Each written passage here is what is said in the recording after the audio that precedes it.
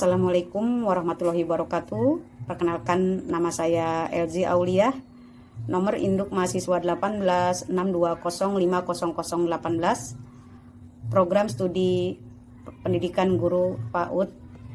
Video ini dibuat untuk memenuhi tugas ujian tengah semester 2 Universitas Pancasakti Bekasi, mata kuliah Neuroscience pada anak dengan dosen pengampu Ibu Khairiyah MPD. Bagian-bagian dan fungsi otak pada manusia. Otak manusia adalah salah satu organ vital yang memiliki anatomi serta fungsi yang paling canggih.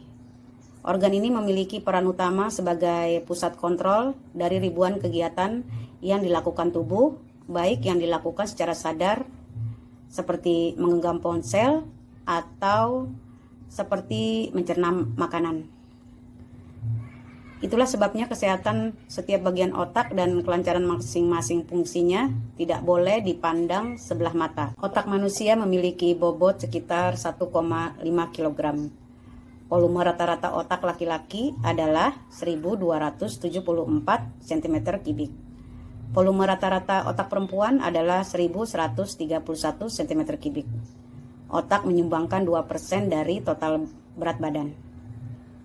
Sekitar 85% otak merupakan bagian dari cerebrum atau otak besar. Secara garis besar, bagian otak dan fungsinya telah diketahui dan dibagi menjadi beberapa kelompok. Yang pertama adalah otak besar. Otak besar atau cerebrum merupakan bagian yang paling besar dan fungsinya juga paling banyak.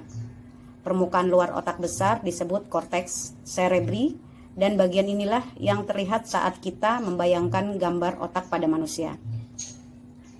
Otak besar dibagi menjadi dua bagian, kiri dan kanan, yang disebut dengan hemisfer. Hemisfer kiri dan kanan juga sering disebut juga sebagai otak kiri dan otak kanan. Keduanya dipisahkan oleh struktur seperti parit yang disebut fisura interhemisfer atau fisura longitudinal. Masing-masing hemisfer tersebut dibagi lagi menjadi bagian-bagian otak yang disebut dengan lobus.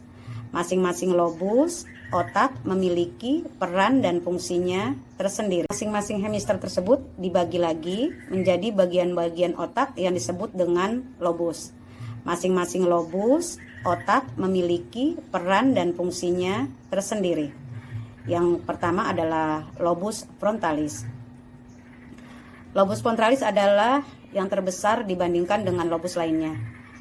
Fungsinya adalah untuk mengkoordinasikan perilaku yang memerlukan kemampuan tingkat tinggi, seperti kemampuan motorik, menyelesaikan masalah, perencanaan, fokus, dan menimbang balik dan buruk. Yang kedua adalah lobus parietal. Lobus parietal terletak di belakang lobus frontal. Bagian ini juga berperan dalam kemampuan mengatur sensasi tubuh, tulisan tangan, posisi tubuh, dan menerjemahkan informasi yang dikirimkan oleh bagian otak lain. Lalu ada lobus temporal. Fungsi dari lobus temporal ini adalah mengendalikan kemampuan daya ingat visual seperti mengingat wajah seseorang, daya ingat verbal, mengerti bahasa tertentu, pendengaran, dan menginterpretasikan emosi dan reaksi orang lain. Selanjutnya ada lobus oksipital. Lobus oksipital ini terletak di bagian belakang otak.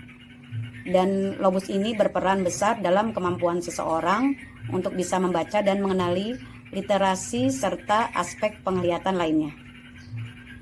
Bagian otak selanjutnya adalah otak kecil. Otak kecil atau cerebellum terletak di bawah otak besar, tepatnya di bagian bawah lobus oksipital. Bagian otak ini berperan dalam kemampuan motorik halus serta koordinasi tangan dan kaki.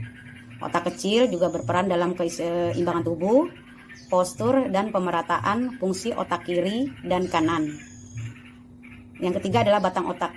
Batang otak adalah bagian otak yang terletak di depan otak kecil dan menghubungkan otak besar ke susunan saraf yang ada di tulang belakang. Batang otak kemudian dibagi lagi menjadi otak tengah. Otak tengah berfungsi untuk mengatur pergerakan mata, memproses informasi visual dan suara yang diterima oleh otak. Pons merupakan bagian terbesar dari batang otak. Pons merupakan kumpulan dari saraf-saraf yang menghubungkan berbagai bagian otak. Kemudian ada modula oblongata. Kemudian medula oblongata. Medula oblongata adalah bagian otak yang letaknya paling bawah. Bagian ini berfungsi sebagai pusat pengaturan fungsi jantung dan paru-paru. Yang keempat adalah talamus. Talamus adalah bagian otak yang terletak di atas batang otak dan fungsinya adalah memproses dan memindahkan informasi mengenai pergerakan sensori di otak. Bisa dibilang talamus adalah terminal transit sebelum informasi tersebut berpindah ke korteks cerebri. Yang kelima, hipotalamus. Hipotalamus adalah sekelompok sel saraf yang terletak di dasar otak, dekat dengan kelenjar pituitari. Bagian ini berhubungan dengan banyak bagian lain dan bertanggung jawab untuk mengontrol rasa lapar, haus, emosi, suhu tubuh, tekanan darah, dan siklus tidur. Yang keenam ada sistem limbik. Secara garis besar, sistem limbik terdiri dari 4 bagian utama, yaitu amigdala, hipokampus, bagian korteks limbik, dan bagian septal. Bagian otak yang satu ini secara umum berperan sebagai pusat kontrol dan respon emosional. Secara khusus, hipokampus juga berperan penting dalam proses belajar dan daya ingat seseorang.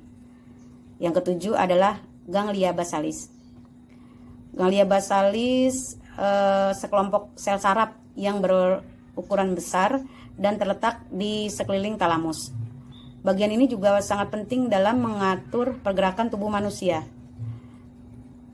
Yang kedelapan adalah kelenjar hipofisis. Kelenjar hipofisis dihubungkan ke hipotalamus otak oleh batang hipofisis.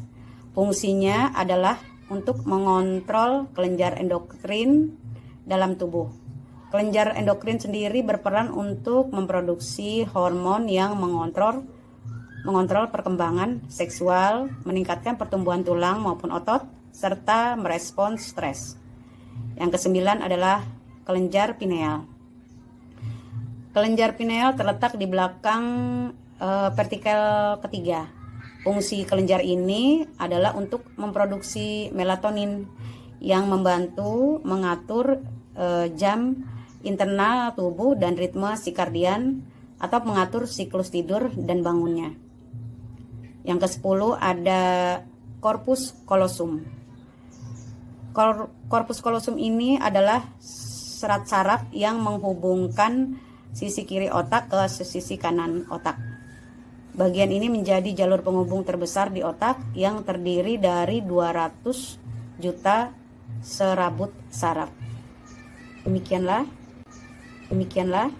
pemaparan saya tentang bagian-bagian dan fungsi otak pada manusia. Sekian, wabillahi taufik walhidayah. Wassalamualaikum warahmatullahi wabarakatuh.